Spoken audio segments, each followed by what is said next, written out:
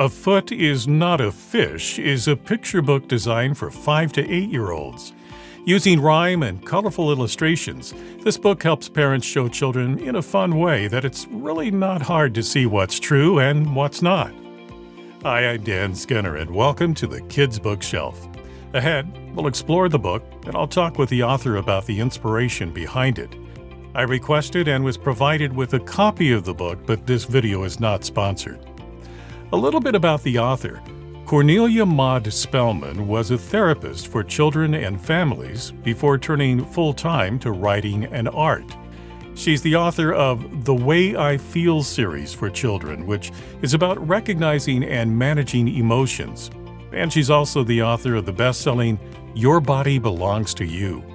She joins us to talk about A Foot is Not a Fish. Cornelia, welcome to the program. Thanks. So good to be with you. Well, tell us about the inspiration behind this latest book, A Foot is Not a Fish. I think the inspiration is probably obvious to all of us. That is, we're living in a culture that is confusing fact, wish, and desire, and we're getting all mixed up because of it.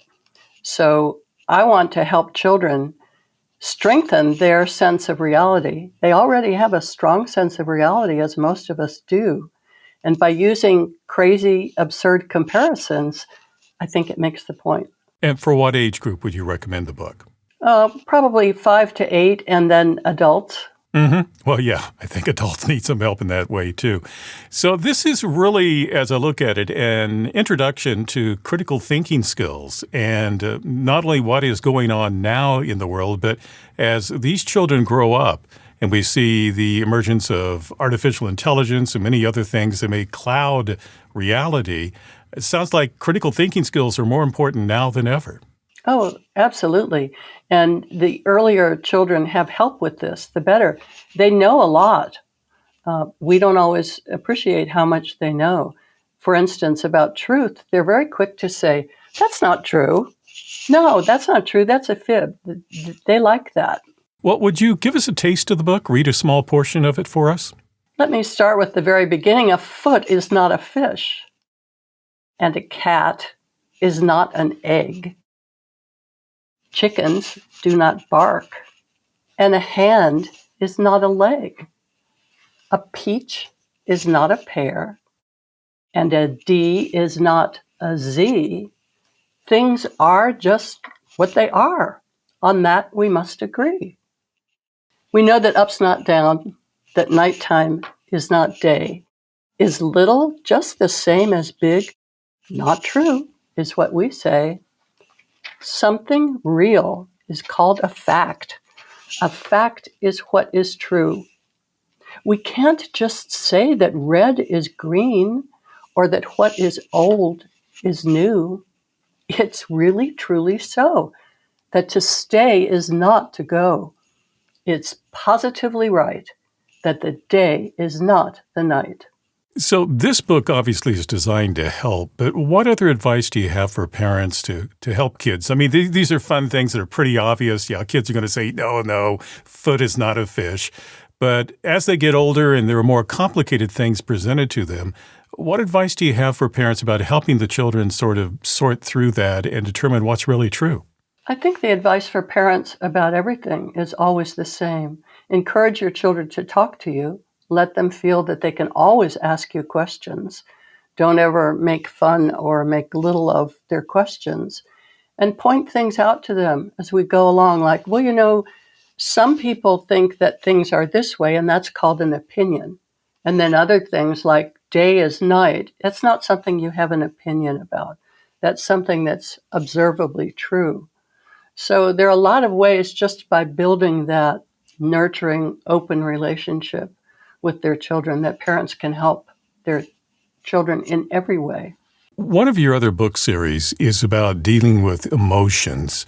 And I can imagine that a child, when presented with something that's contradictory to what they know is true, it can be emotionally stressful if other people are trying to push a different, agenda or opinion upon them.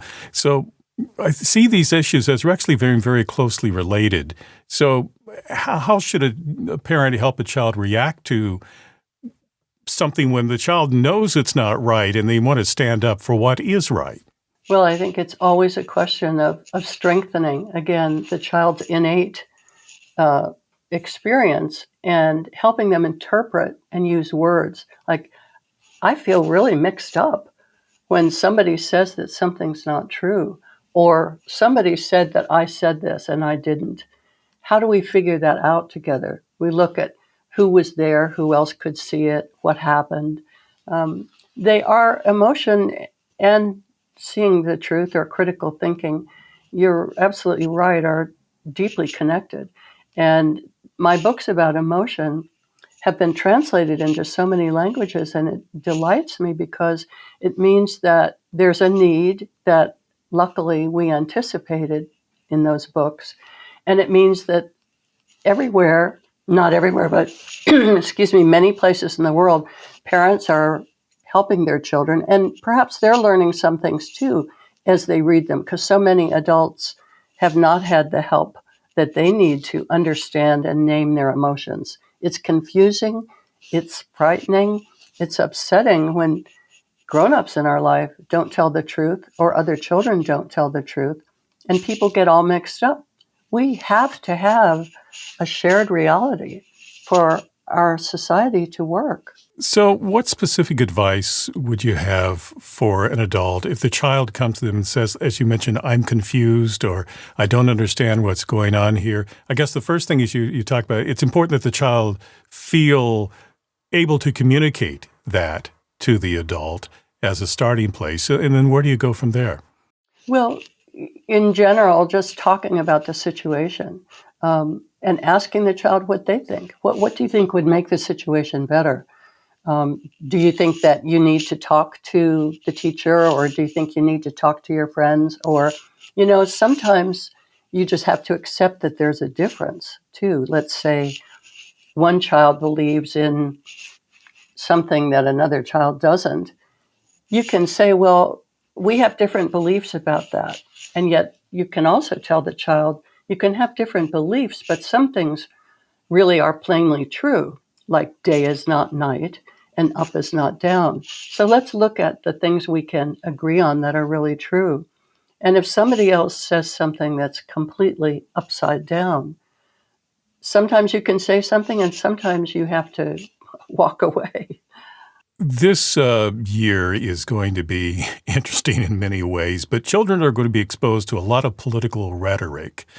And there's going to be things that are true and things that are not true in that rhetoric. And even though you think a child may not be paying that much attention, they're still going to be exposed to it, either through what they see on television or what they hear from their classmates. So what advice do you have for adults about helping children sort of navigate what's really a minefield when it comes to political rhetoric? It is a minefield. First of all, my advice always is to protect children from too much television. I would not have the television just running all the time with the children, able to see whatever's on, because there's so much violence and so much hateful talk. Children don't need to see that. But my advice is always the same. Be open, encourage conversation with your child, spend time with them, explain that some people, adults and children, say things that are not true. They lie. And what do we do? What do we do to help our society? How can we help make it a society that is not hateful, that does not lie, where we tell the truth to each other and we agree on facts? I think it's a very, very difficult and frightening time for children and for adults. So all the more important that our little ship of home, a safe haven, and our attention to our children be there. The picture book is A Foot is Not a Fish. It's by Cornelia Maude Spellman. Cornelia, thank you for talking with me today. Thank you so much.